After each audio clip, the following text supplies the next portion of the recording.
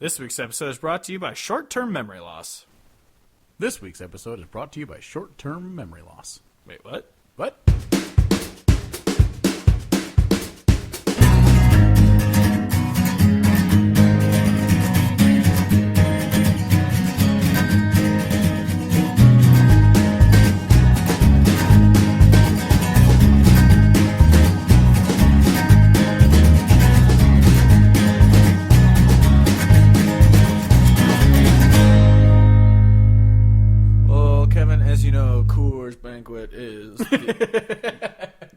Has been brewed with Rocky Mountain water. 100%. It's a very important statistic. What is that? Is that like just water that melts off of the mountains? Because that's all that's allowed. Yeah, it's just like a giant. They just have like a funnel that it drips into. There's just a bunch of tarps spread around the entirety of the mountain. So that's why it tastes like wildlife fecal matter and piss and sadness. It's all in there. Well, it still gives it the chuggability, as Rich O'Toole points out. Well, he doesn't point out the chuggability, but that's Coors Light's his favorite beer or whatever. Oh, yeah. It is, taste. But it is undoubtedly the best beer to chug. Oh, 100%. Yeah, everyone's always like, I hate Coors Light. I'm like, yeah, I don't really like it either, but it's super easy to drink. I love it. It's fantastic.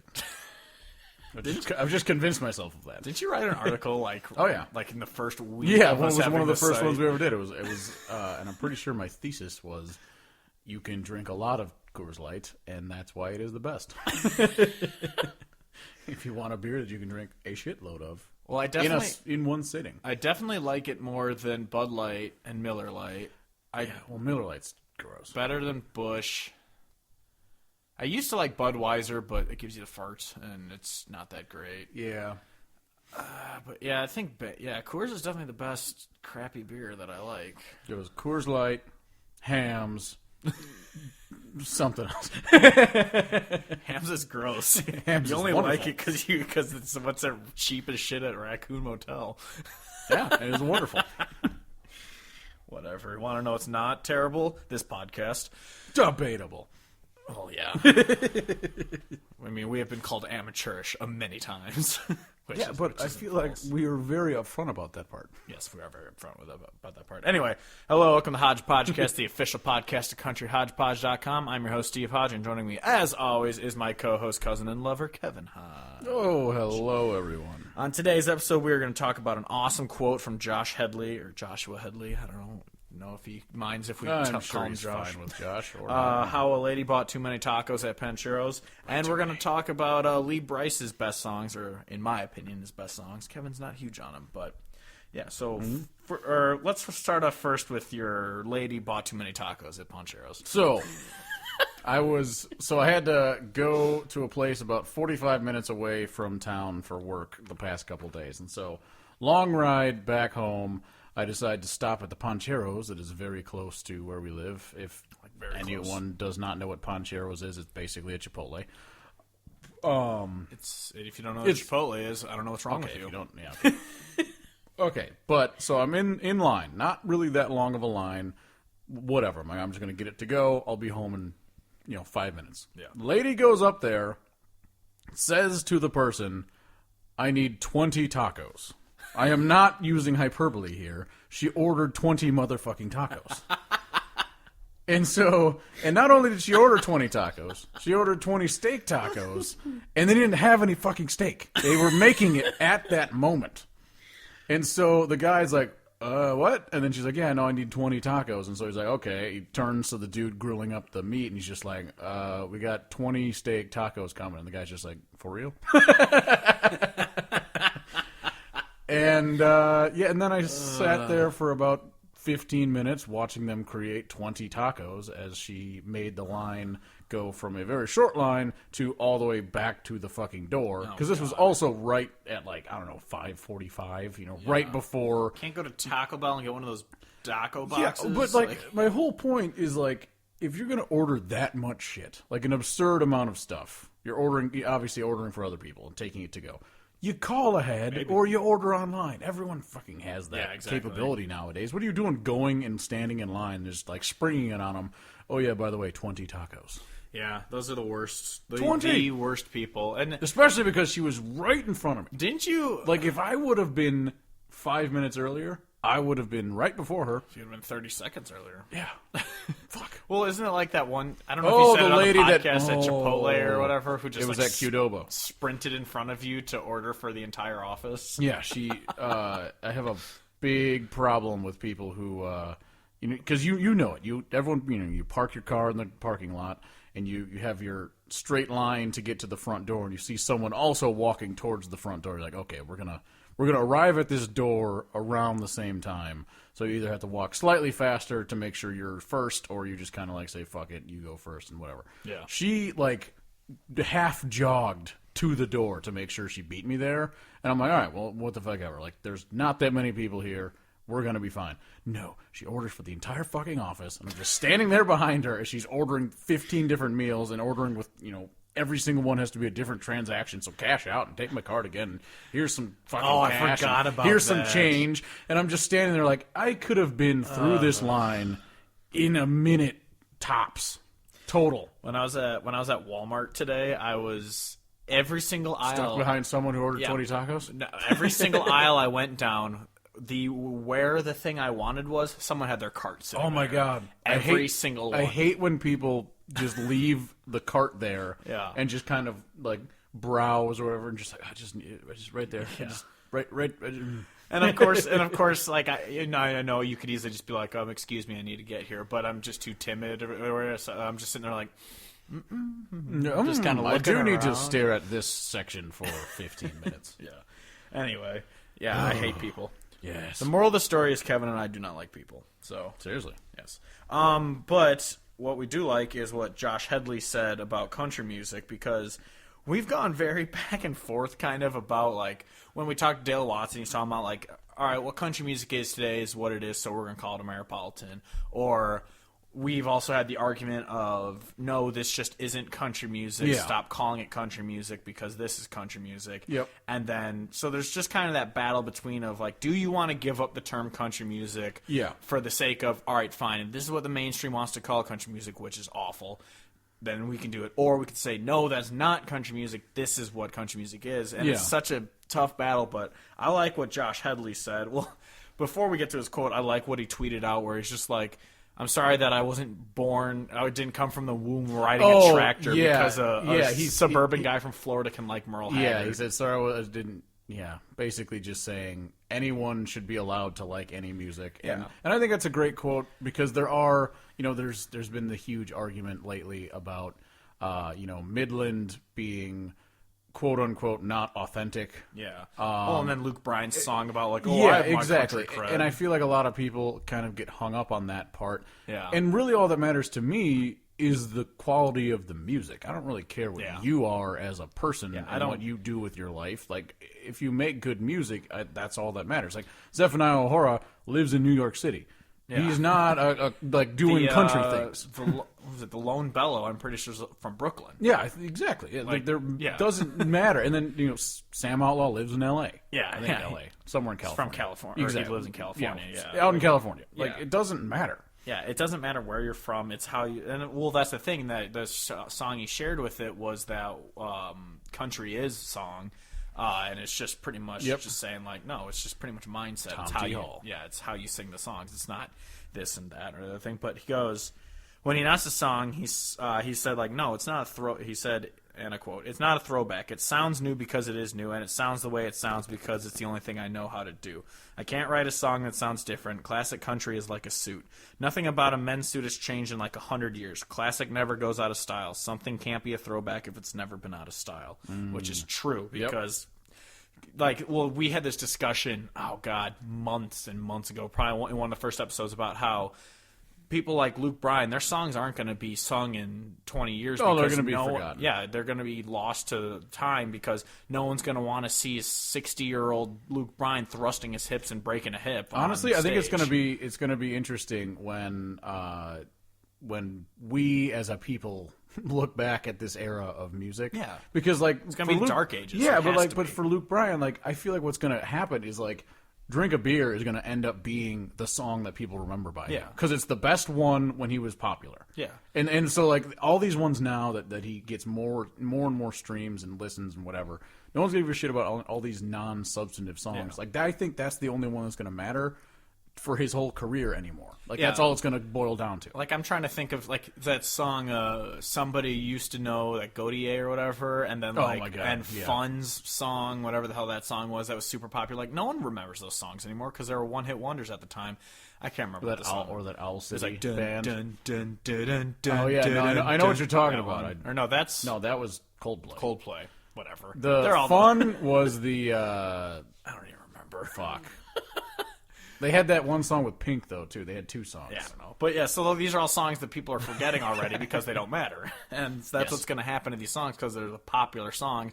Obviously, there are ones that carry on forever, like Girls Just Want to Have Fun. But, like, the number one drunk girl karaoke song. It's the karaoke song. Yeah. But, yeah. Anyway, so continuing on with what he said, he goes, I play country music, not alt country, not Ameripolitan, not Americana, not trad country, which I'm guessing traditional country. Yeah. Not neo-folk outlaw or whatever made-up thing, none of that. Country music. It's not a dirty word. I am a country singer. I sing country music, period. I love this because it makes me want to say, get back on the wagon of we're taking the word back. Yeah, it's exactly. our fucking word. It was our word first. We're taking it back. It's ours. And that's what I love is that he just goes, and because it's true, country music has become a dirty word because, as we've said 100 times, when we say we love country music, people go, well, like Luke Bryan and Sam. Oh yeah, because we have to say have to qualify it immediately. We say I like country, but I say I like country music, but like real country music, like I like it, but bluegrass or Americana. Yeah, or traditional. I actually have been saying lately. People ask what kind of music you listen to. I actually start saying now Americana first. Yeah, because if you you start with that, then they already have in their head whatever they're going to think or I about. say country folk because exactly. People are because go so if I say Americana and country, they'll be like, oh, like probably that spectrum. Yeah. If I say country, they're like, oh. And then the people like who don't really know, they go, Dixie oh, you Years. mean like Chris Stapleton? I just go, yeah, pretty, yeah. I mean, he's traditional blues type country, but he's just so good. Yeah, yeah, it's true. It's everything true. But yeah, I just love that it's not a dirty word. Yeah, like, I love that. I think it's great. I think I've definitely been one who has said, you know what, fuck it. You guys can take the word country. I want a different word. Yeah. I don't want to be associated with Ameripolitan is great. Yeah, and that's the other thing is when he's saying, I don't make this, that, and the other thing. I still like people who identify as all those other subgenres. Oh, yeah, 100%. But I do love the sentiment of why do we have to give up on this word country when it was our word and it was perfectly descriptive for so many years. Oh, yeah, 100%. Yeah. I just listen to good music. That's all there is to it. Exactly. That's all that really matters. Oh, you drinking... you drinking beer right now is making me excited for the St. Patty's Day episode. Because, oh my God! Yeah, I'm definitely calling in sick for that day if I get scheduled. How many weeks between now and St. Patty's Day? There are 3. Oh shit! It already is 3. This late in February, isn't it? Yeah, this is the 24th and the 3rd, the 10th, and the 17th. So yeah, there's 3 weeks. Little over 3 weeks until St. Patty's Day. So yes, people, we're going to do a fun St. Patty's Day episode again this year. It's not going to be drinking songs. It'll be something different. We got some shit planned, but drinking noises. We will be drinking during it again because that was fun. But this time we have actual setup rather than last year when it was just one mic and 2 drunk dudes yelling into a single mic. Yeah, we promise it will be better because the bar is very low. Yeah, that is true. That's true. You can't get much worse than our podcast is. But yeah. Anyway, this week I've pretty much written out a bunch of episodes that we're going to do, and I wanted to do a Lee Brice episode because he's actually someone I've liked for a long time, despite a lot of his hits being really bad. Like, him on the radio has plagued a little bit.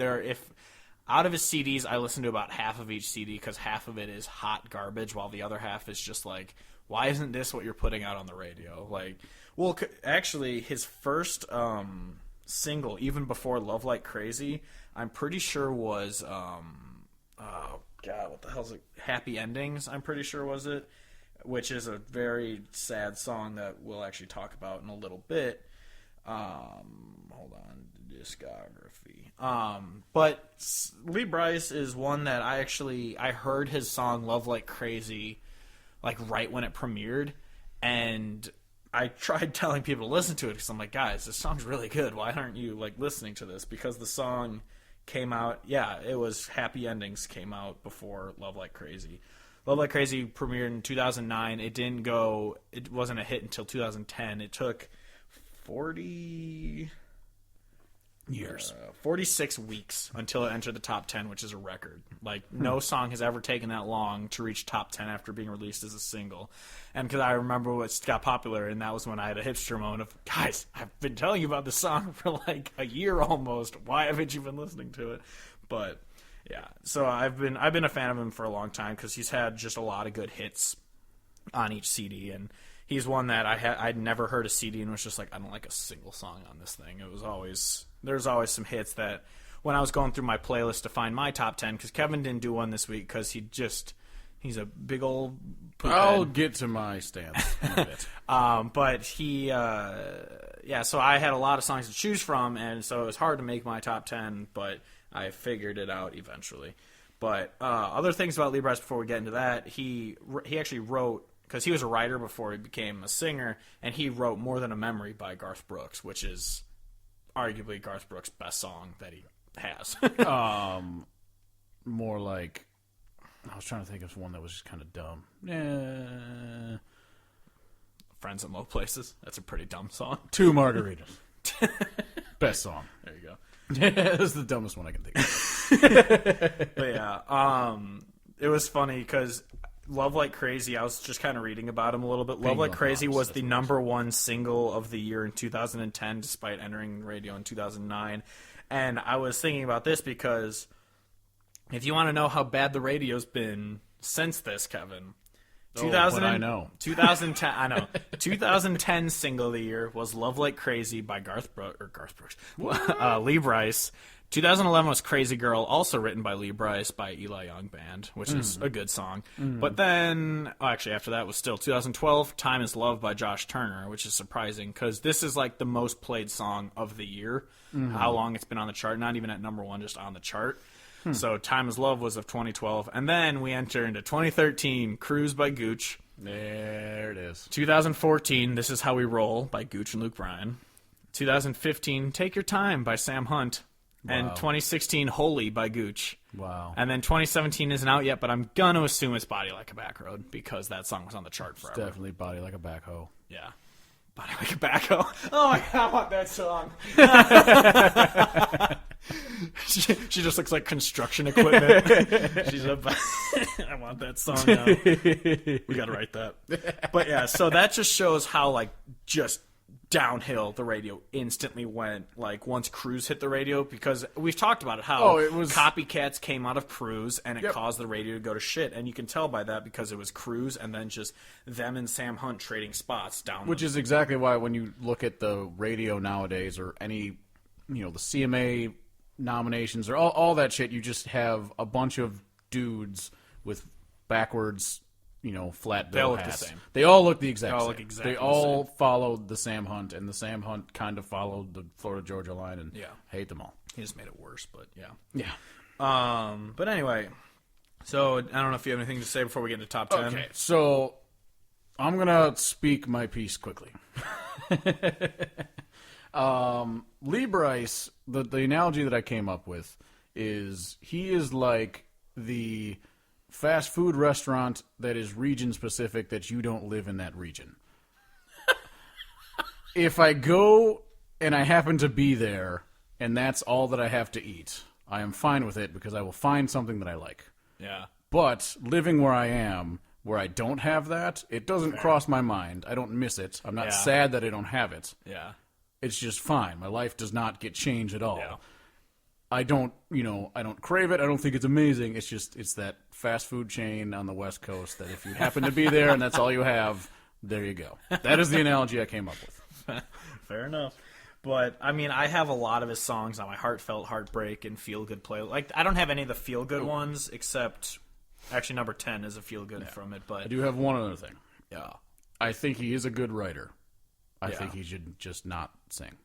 Oh yeah, you're not a big fan of his voice. It's not just his voice; it's his delivery that is sometimes he will talk a little bit, and then he'll sound like he's almost like growling and then he just starts fucking yelling, and then he goes right back down to like a soft tone, and then he goes right back to being loud, and he just seems like he's got no plan for what he wants to do. He just gets all excited and he starts yelling, and then he goes right back down, and it's incoherent and it doesn't make sense.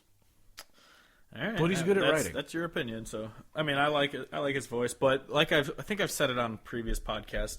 I saw him live when he opened for Paisley, and I didn't think he was that good. Like, I do love his music. I've heard a live recording of him playing before, and it was not good. Yeah,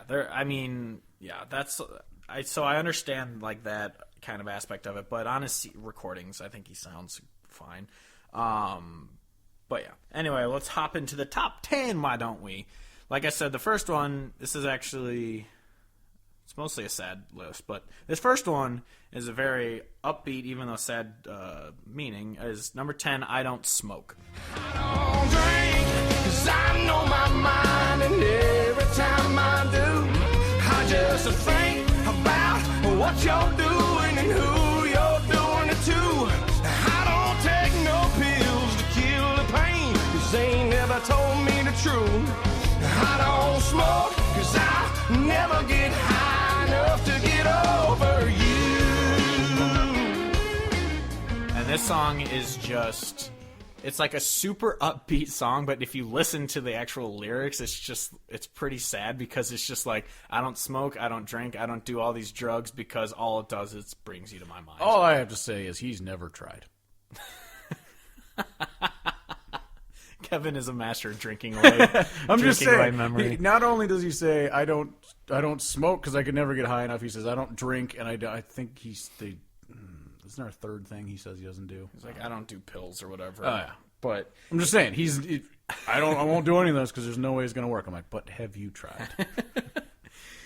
Yeah, I don't know. But yeah, I like it because even though it's kind of dumb sounding, it's actually a good kind of message type song. It's just kind of, it's weird that it's so upbeat, because it's just like, yeah, it sounds like a party song even though the lyrics are not party-ish. Number 9, Life Off My Years. I take life off my ears. I love the view up on this highway. Oh, without a net down below. While most are running from the wildfires. Well, I can't wait to get too close. What's the use of life if you don't live it? You sip your water, I'll drink my beer. Yeah, I'll take years off of my life before I take life off of my years. I'll take a couple years off of my life before I take life off of my years.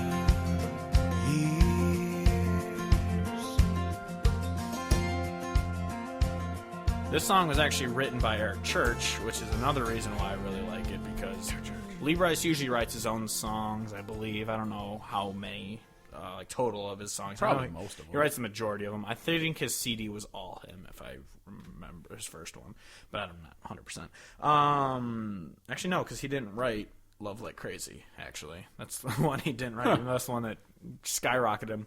But Life Off My Years, I really like this one because it's a message that, even though we do live fairly healthy lives, it's just one of those, it's just like, no, I'd rather take life off my years I'd rather take years off my life before I take life off my years, because it's just kind of like, it's kind of a not every man lives type Jason Aldean song, where it's just, I'm not going to live my life timidly, I'm going to live my life to its fullest, and I just like that message of it. And if you listen to it, it really does sound like you could hear Eric Church singing that song. I would really love to hear Eric Church sing the song.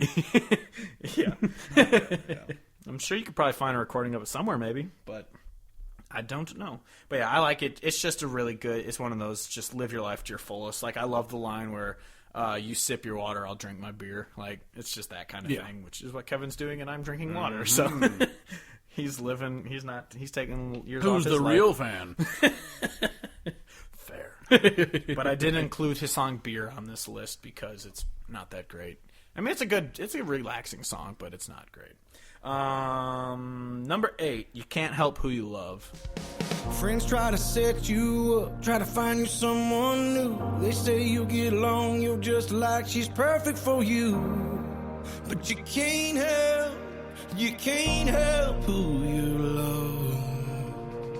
She could be so beautiful, it don't even make no sense. Might dance with her all night, but you never call her again. 'Cause you can't help who you love. Everybody's got somebody, not just anybody, but the one that you can't help who you love. Yeah, it might have broke your heart. This is from his newest CD.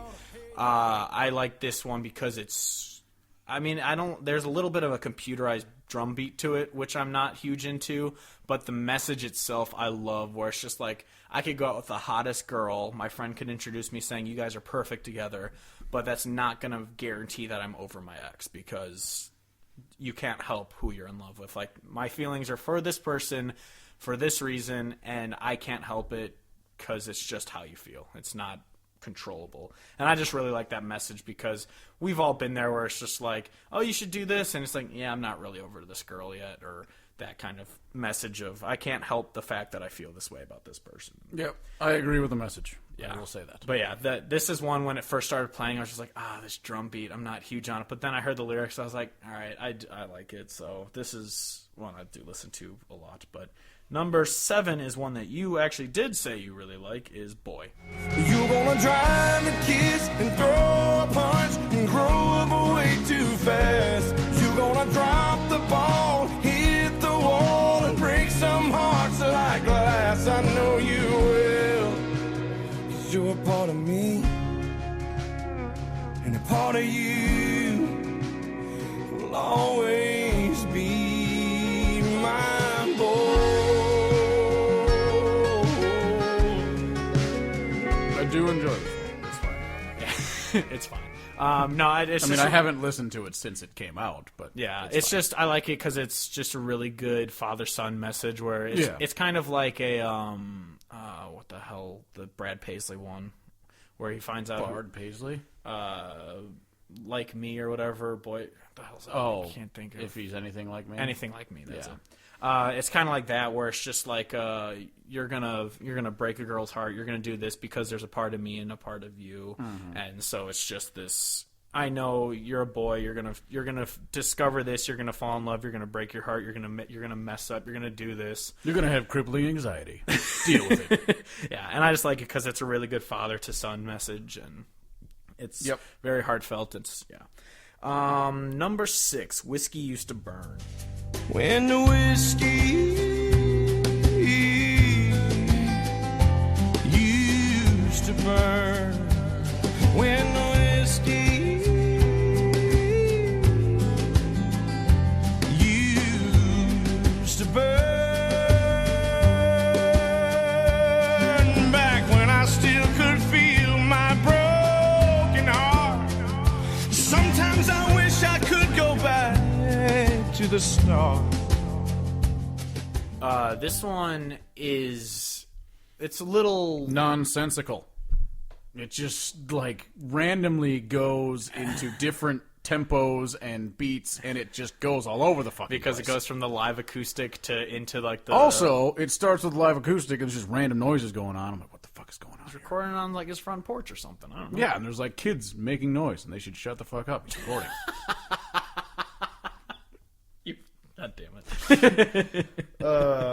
I'm pretty sure Jared Neiman's talking to him in it or something because they're good buddies. But Hey, Jared, shut the fuck up. But I like it because it's just kind of one of those memory type songs where it's just like, it's back when the whiskey used to burn, because obviously when you're younger, just chugging down whiskey, you're like, it hurts, but it's getting us drunk. Whereas now it's just like, I could use a nice smooth whiskey. And yeah. Although I also feel like part of the whiskey the whiskey used to burn Probably also because he was drinking like black velvet out of a plastic jug, and now he can afford to drink something that's not gasoline. I use black velvet to drive to work. But no, yeah, I just like it because it's just a good kind of thing of memory, and I just like the mess. I don't know, it's good. Number 5, I Drive Your Truck. I drive your truck. I roll every window down and I burn up every back road in this town. I find a field, I tear it up till all the pain's a cloud of dust. Yes, sometimes I drive your truck. This is about monster trucks. Do actually very much like this song. Yeah, I the will first say time that. I heard it, as we all know, I'm terrible at finding messages. The first time I heard it, I thought it was about a girlfriend who died, not a brother. But then I realized after a second listen through, because it was like, His Mom, girlfriend did you was visit? badass and in the army. Yeah. Well, that's the thing, because I was just like, why is he like wearing her clothes or whatever, driving her truck? And then I was like, oh, it's brother. Why did the girlfriend give you her truck? Yeah, it's so confusing. And then the second time I was like, it's a brother. I got it now. But yeah, it's a really sad song about losing his brother overseas, obviously fighting for the country and everything. And then, so it's just like, how does he remember him? He doesn't go visit him in the graveyard. He drives his truck. He leaves it on the same radio station his brother listened to. He has everything just sitting in his truck how But it that was. station went to shit. Yeah, probably. But yeah, so it's just all this. He just doesn't change the thing. He remembers his brother by driving his truck around and tears up back roads and all that kind of shit with it. Those country things. Yeah. And yeah, that is a really depressing but really good song. Oh, this top 5 is incredibly depressing. The final 5 songs are not happy, but they're my favorite ones by him. Number 4, That's When You Know It's Over.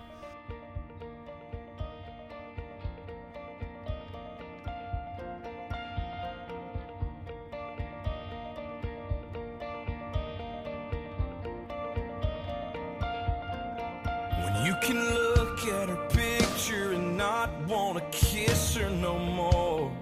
When you don't feel like you've been hit by a train at the sound of someone saying her name anymore.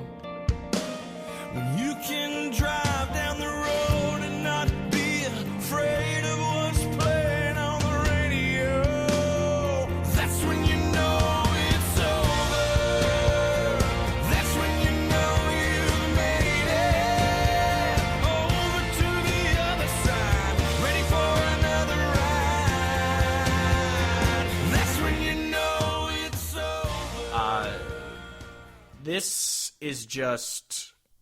I mean, it's sad, but at the same time, it's uplifting because it's a song about, like, when you hear her name and you don't get pissed off hearing it. Like, when you hear she's happy and you just don't care anymore, like, that's when you know you're over her. That's it's over. That's when you know you've moved on. That's when you know you're ready for the next person. You know it's over because you're not caught up on that other person anymore. So it's kind of sad the way it's sang, but at the same time, it is uplifting in a way of, yeah, it's...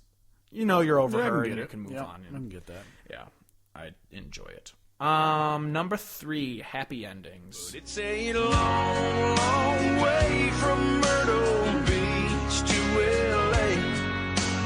Anything could change her mind. One sunset, one regret. She could turn around, come back, and be mine. Happy endings happen all the time. Like I said, this was It's about his... getting jerked off on a massage table. Yep. Number 2.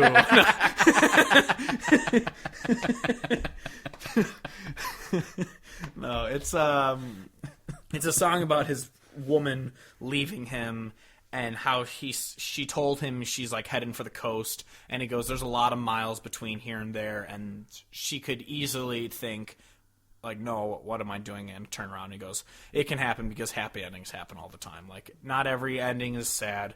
It could easily end as a happy ending, even though he's in all reality, he's given up all hope on it. Like, it's not going to happen. But If she really is driving from Myrtle Beach to L.A., that is a long drive. yeah, that's like over a day. That's God, well over a day. It's got to be fucking like 40 hours. I don't even know. It's really far.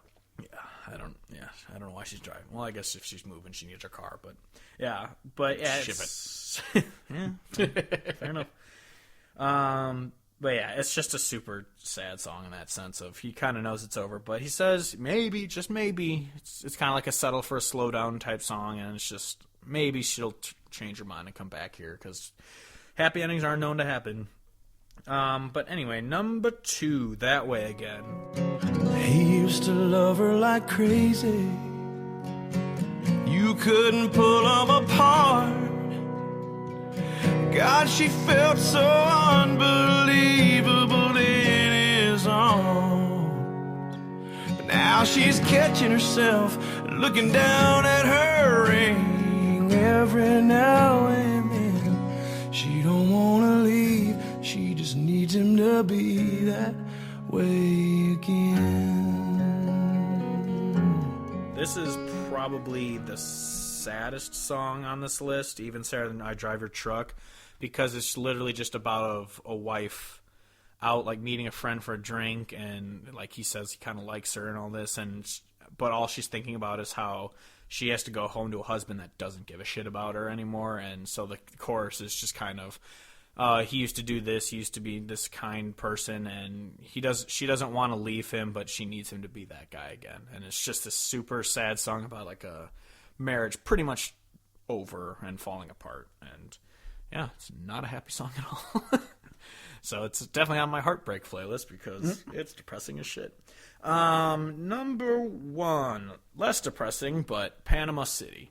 We had a bottle of silver and a bottle of sapphire, an Indian blanket and a beachfront bonfire.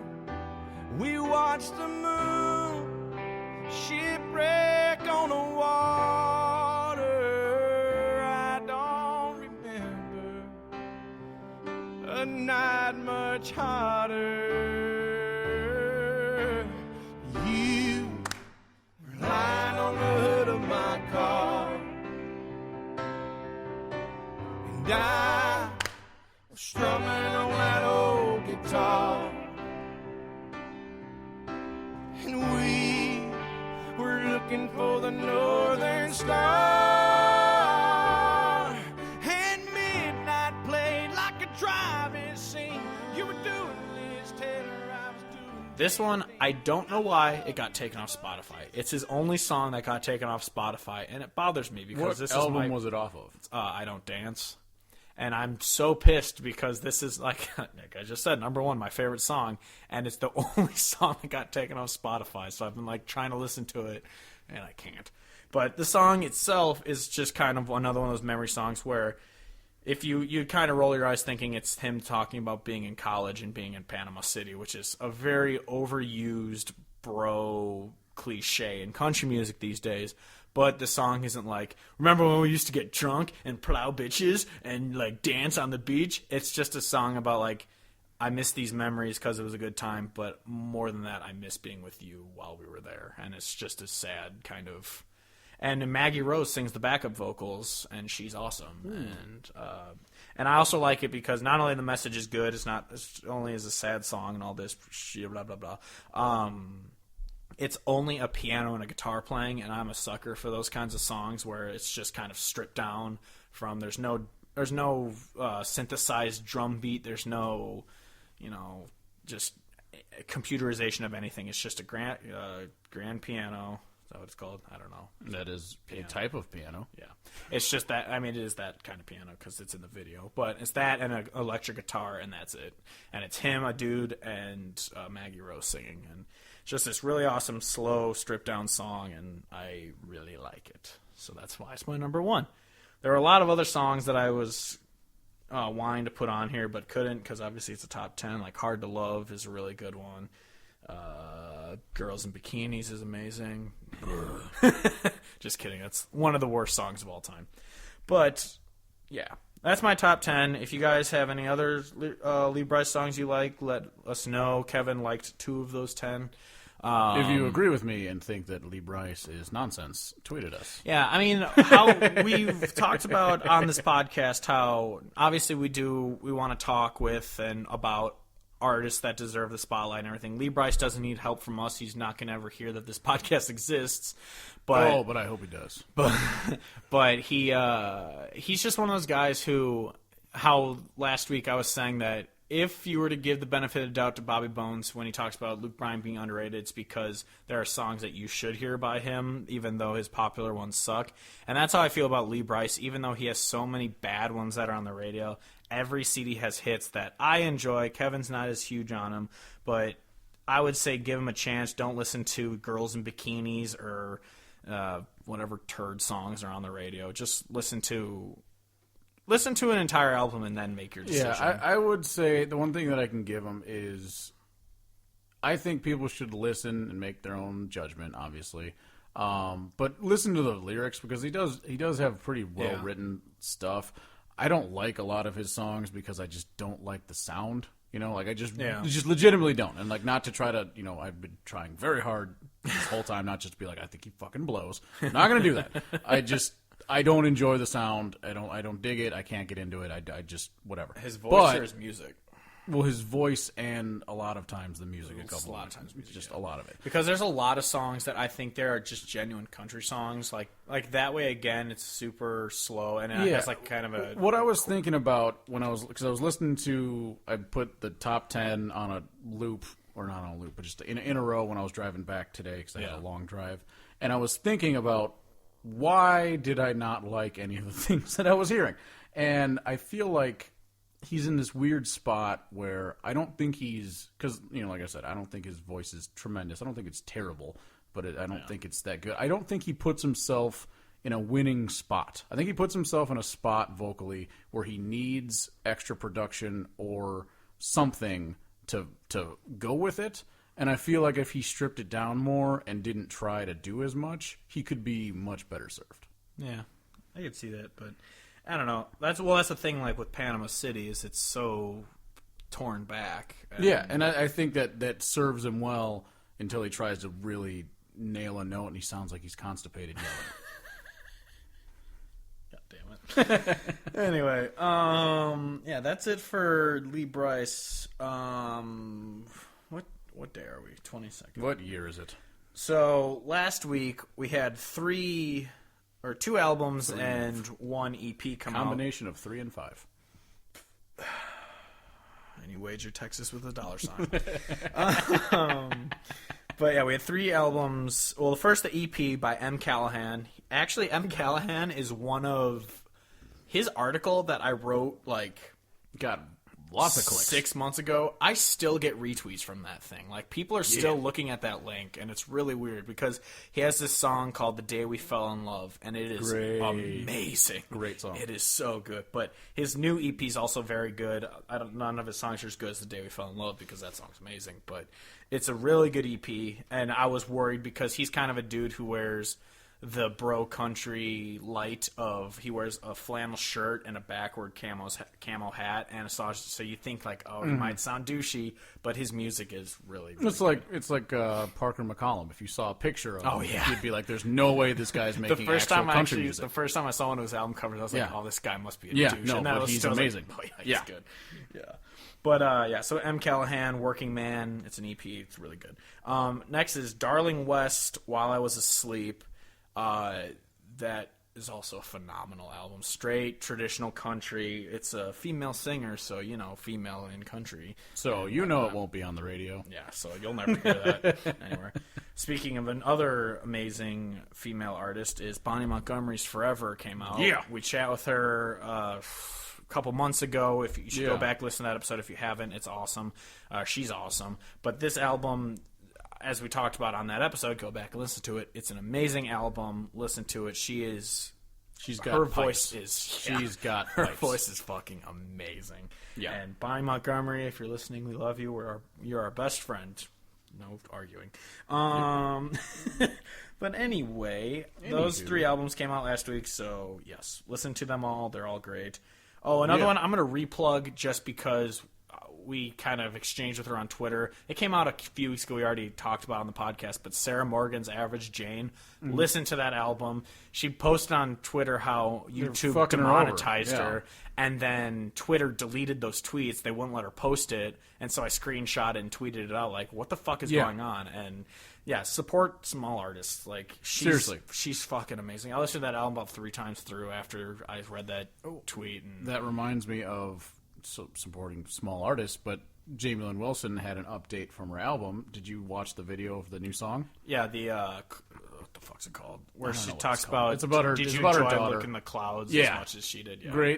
Great song. Real good. Album's going to be great. Really I excited. cannot wait for that Yeah, album. very excited. Yes. Again, we backdate. You should go to, what is it, Pledge Pledge Music? Music, yes. Go and Pledge Music back Jamie Lynn Wilson's album. It is going to be amazing. Her first album is amazing. Yep. Go back and listen to that episode that we talked about her songs because, yeah, she's awesome. And if you don't want to listen to us talking about how great she is, listen to like Just Wade Bowen and all the other people who talk about how great she is. So. yeah, exactly. You don't need us. Exactly. What other podcast Evan was it Felker writes with her, and she's great. what's the album or that podcast called where he interviews artists? God. New Slang? New Slang. Yeah, Yeah, Jamie Tom Lynn Mooney. Jamie Lynn Wilson was on Yep. an episode of that too. Yep. Yeah, she's amazing, and we can't talk enough about her because we are her stalkers and we find her awesome. She's great. She needs to be on our podcast. Mm-hmm. Anyway, Kevin, what have you been listening to this week or last week? A lot of jam bands. Listen to OAR lately because they had a new song come out, and it's not country at all. Because you're a hippie stoner boy. Yeah, but also it was just they're the jam band genre. I'm calling it a genre now. I don't know what the fuck you call it. Bro. That's probably like one of the only areas where I really enjoy the live albums, almost more than the studio recordings, because they just I think when I've fucking heard jam. the few times I've had to suffer through listening to OAR is usually people are playing the live albums over the studio ones, and It's wonderful. yeah, it does make sense because they jam like crazy. Yeah, because I'm not denying their talent. I just don't like OAR. I am a big fan of acoustic guitars, which they have. I'm a big fan of horns, which they have, and I'm a big fan of jamming, which they do. What's the difference between jelly and jam? Anyway, Preserves. yes. I've been listening to. It's been stuck in my head. It's not country, but all day for some reason stuck in my head was the middle I was by gonna Zed say and the thing that you were Morris. humming and singing as soon as you walked in the door today. Yeah, it was on at Walmart too when I was there. It's Like, a super catchy song. it's really catchy. I laughed though because it was on at Walmart, and I'm pretty sure they made it for a Target ad. But Yeah. but yeah, that song. sounds about right. If you want to listen to something that's not country but super catchy, yeah, The Middle is by Zed and super Mary catchy. Morris. Yeah, it's real good. But also, I was listening to. I guess I'll just fucking plug the playlist. Is my Heartbreak Country playlist, just because sad, depressing songs are great and they're good for Damn when I'm right they relaxing are. at work, trying to ignore my coworker interrupting me to tell her about her kid for the 25th fucking time. Yeah. Yeah, But you'll never believe what they did. You'll never believe what my husband texted me about the Bears or something. I'm like, if your husband's texting you about the Bears, I saw it on Twitter an hour ago. But, Yep. yeah, I don't like my coworkers. I hope they're listening.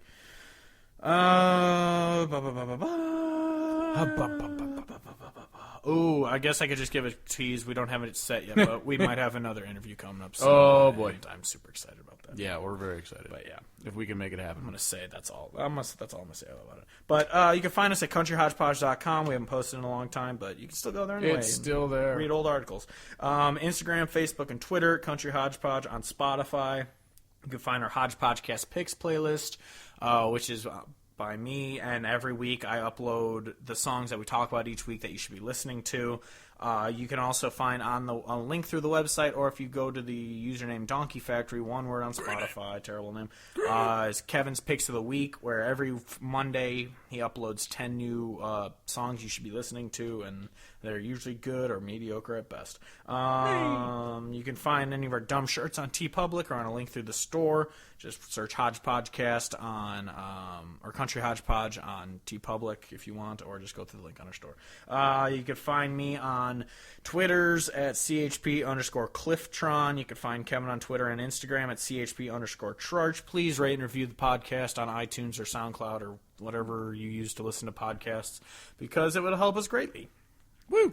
We might get on YouTube, but after that demonetization thing, maybe not. Yeah, we have to figure it out too. How that works. Well, I know how it works. But I don't.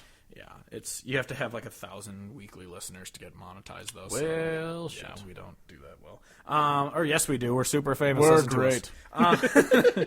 Anyway, that's it for this week. Until next week, we're going to be talking about Sam Hunt. Sit down. Spiked the thing a little bit there. That's what you get. Until next week, I am Steve Hodge. As always, joined by Kevin Hodge, saying goodbye, good night, and good Charlotte. Good things come to those who bait.